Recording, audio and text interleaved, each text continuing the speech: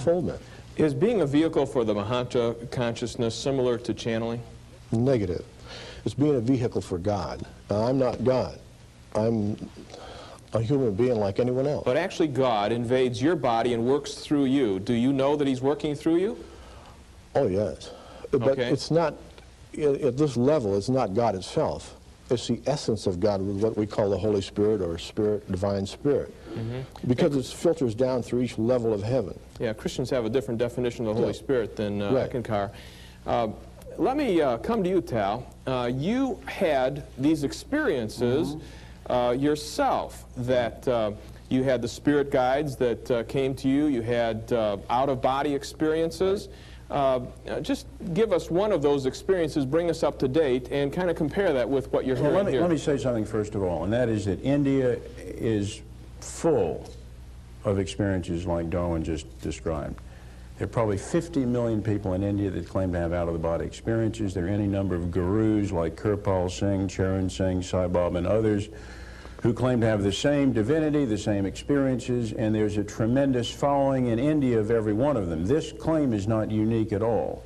Are you saying that in India you met other God-men? Yeah, they claim to be God-men. Was Sai Baba claiming to be a God-man? He claimed to be the unique avatar of this age.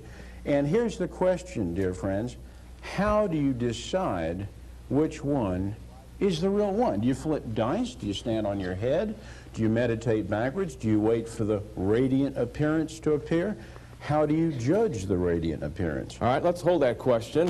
You have the God-man Sai Baba, and you have Darwin saying that God is solely using them as a vehicle, and Jesus Christ said he was the incarnation of God, God's Son himself. So let's talk about that when we come back. Stick with us.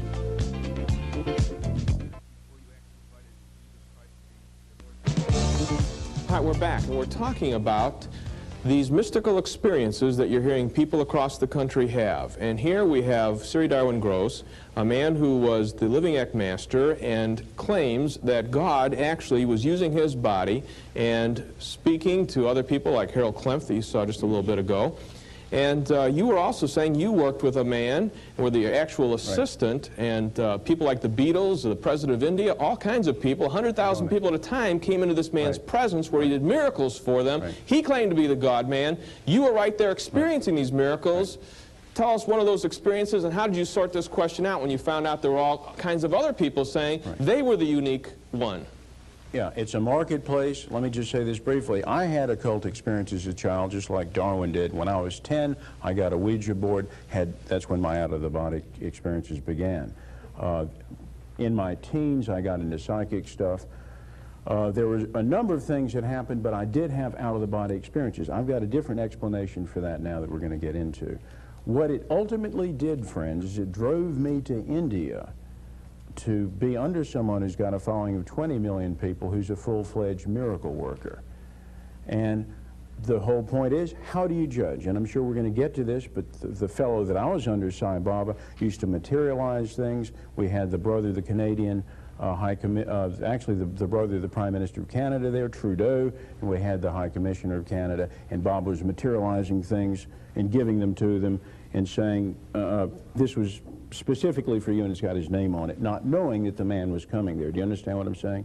He'd get a guest, he didn't know the person was coming in the first place, materialize something on the spot with the fellow's name. Is that what attracted you to him in the first place?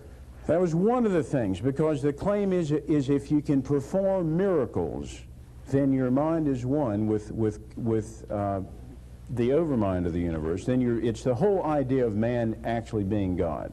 It's the divinization of the self. But after 2 years and seeing it go on, the miracles were actually happening, you still changed your mind. What changed your mind? I had a demonic encounter. What do you mean a demonic encounter? What's a demonic encounter? I was really confronted face to face with the reality. There is a Satan, and he's out to deceive the world, and in this marketplace of God-man, there is no other God-man than Jesus Christ. Quickly tell us, what kind of an experience did you have? That said Satan, demons, where you had all these experiences before. I had some out-of-the-body ones that were very demonic. I saw a moral side, really an immoral side to this power-working guru that was unbelievable. And then I read Paul in 2 Thessalonians talking about the man of sin sitting in the very sanctuary of God, proclaiming to be God with all signs and wonders. So then I got into the thought, how do you explain these people? They are antichrists. It's a very heavy thing to claim to be God. Darwin, where I was going with this before we got that up, we got a lot of questions on the board now. Let me just pick out one here, and that is that you picked out the fellow that was talking about you here, and you passed on the mantle to him a few years after you had possession. He became, and he is now, the living Eckmaster. The problem was, with these claims of God working through you, being omniscient, omnipresent, etc., down the line here, and having all of God centered in you, according to the claim, how in the world did you pick out Harold Klemp, who shortly after that cut you off from the entire organization? Why was it that the God that was working through you didn't tip you off that you picked out apparently the wrong man? Maybe you need to... Or it. It isn't God. It's the essence of God. I chose Harold Klemp because of my physical condition, and he had the same, I'll say, ability to work into that position as Paul or I had. The choice is the individual's, and I did not look to the future, nor did I overlooked a real anger band in the man. And why is it that you didn't use your spiritual powers to protect the movement? I never did protect the movement. The board did physically. Spiritually, I never looked back. I don't look back to see who's following me. And I made a big error in not watching the backside physically. In other words, trusting mankind, and those who profess to be very religious in a sense. Did you make a mistake? Big mistake, you bet. Can I ask, how do you explain, where is he at today, do you think? Frankly, I read, let me just tell you, I read some of those board meetings.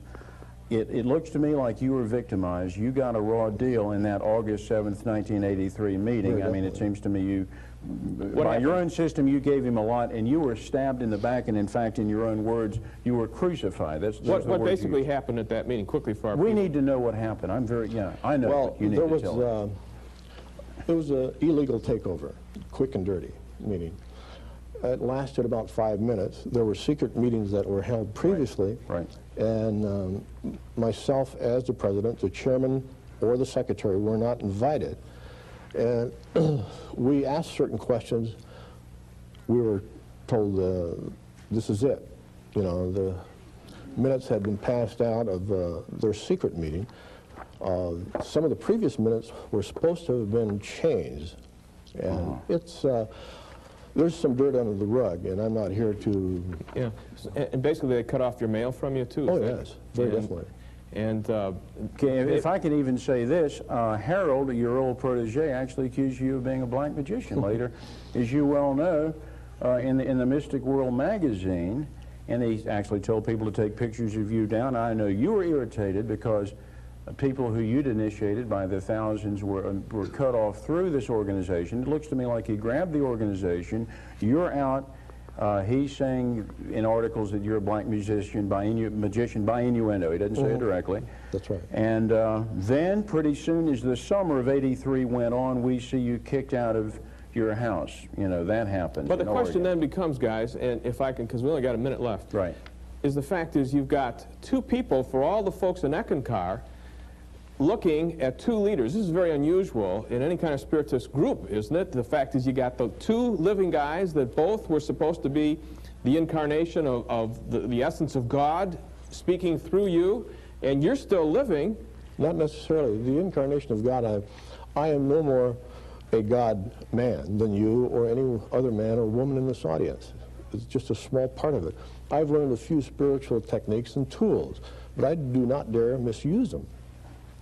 But what do the people that were following you, and now you turned the reins over to him and he turned you out, what does that do to their confidence in the fact that you can give them truth that you won't make a mistake. How do they know if you made a mistake and an error there? And apparently Harold has made some big mistakes and accusations. What happened to love? What happened to the fact that you're the leaders and they're following you? Now where do they go?